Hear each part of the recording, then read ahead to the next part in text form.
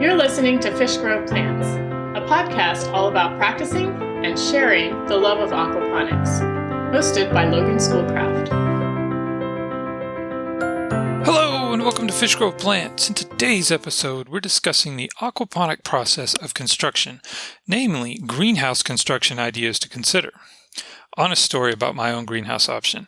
I built my first ever greenhouse before building my first ever aquaponic system. Why? Because I had it burned into my mind that I had to have one. Otherwise, it was just a waste of time to do aquaponics. Needless to say, I spent a lot of time, money, and effort to get that thing constructed. Oh, and it was 15 feet square, because I couldn't just do something small and see if it worked and grow from there. The sad part about it is that I kind of wish I didn't build it the way I did, because it's great in the winter, but not so great in the summer. My ventilation was okay, but not ideal. My light was okay in the winter, but poor in the summer. And I did nothing to keep the outside stickers from migrating all over the place. Now that I say that, those goat head stickers are probably the worst part of all. The good news about the greenhouse structure is that it's still standing today. Occasionally, my family uses it for minor storage or random projects, since it's pretty well insulated and passively heated and cooled. For the hot West Texas summer, it does a decent job of moderating heat with nothing in it. I've even gone in there on a cold winter day and felt just fine sitting in the early morning sunshine.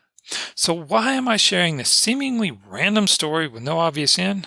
Well, it's in the money side of it that the real takeaway is seen.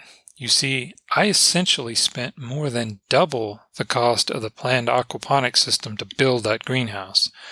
Yes, that's correct. I could have built 2 more aquaponic systems for the price I spent on that greenhouse. Do I regret it? No. Do I recommend it? No. So what am I trying to get at? Think and plan up front. What is your ultimate end goal and purpose? Let that guide you. If I had done that, I would have started with a much smaller system and greenhouse because I'm very interested in testing, experimenting, and improving things. Now I'm stuck with a pretty big structure that isn't too flexible for other uses. Okay, let's list off some considerations for and against a greenhouse. After all, a greenhouse is not necessary for a successful aquaponic system, but it can be a nice addition to one. Here's some questions I'd ask myself when considering a greenhouse. Where is my aquaponic system going to be located? If it's indoors, then no greenhouse is needed. If it's out in a harsh environment or one with wild weather swings, it might be prudent. How big is my system, and how big of a greenhouse would I need to comfortably hold it and make working inside easy?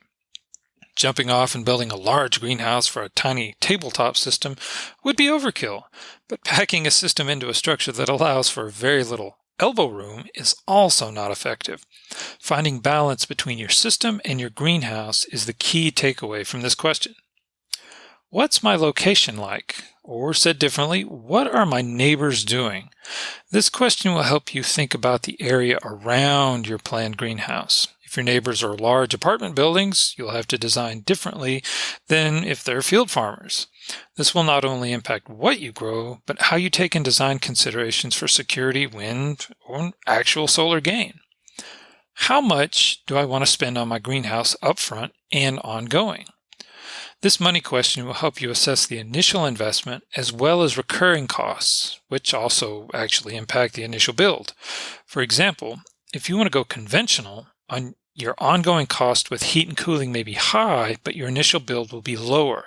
By lower, I mean it will be lower than something like a passive solar greenhouse, which has a higher initial cost but lower recurring costs. And if money's no issue, then do what you want. And lastly, ask yourself, do I want to expand? This question will help guide you in determining where you build and why. If you want to add on, you'll build differently than if you want to try another style of greenhouse with your expansion. This may be true if you have mega aspirations and will need a large area for construction, but the question is still valid for small expansions, such as a dedicated fish room, so you don't take up precious space in the greenhouse with the fish and their tank. All right. I'd like to leave you with something concrete to help you decide whether or not you need a greenhouse, so you don't have to keep contemplating the thought over and over. So first ask, what is my purpose for aquaponics? Does it include a greenhouse right now? If so, what do I need to do right now to figure out exactly what kind I need, where to put it, and how big does it need to be? Next, honestly answer the questions we just discussed. Let them guide you and help create more questions and ideas that you may want to follow up on, assuming a greenhouse is in your future. But if a greenhouse is not in your immediate future, that's okay. It just means that you can read up on them a lot more before you decide to try one out. Enjoy the process. It's fun. Take care and happy aquaponicking. This has been another episode of Fish Grow Plants, the podcast all about practicing and sharing the love of aquaponics, hosted by Logan Schoolcraft.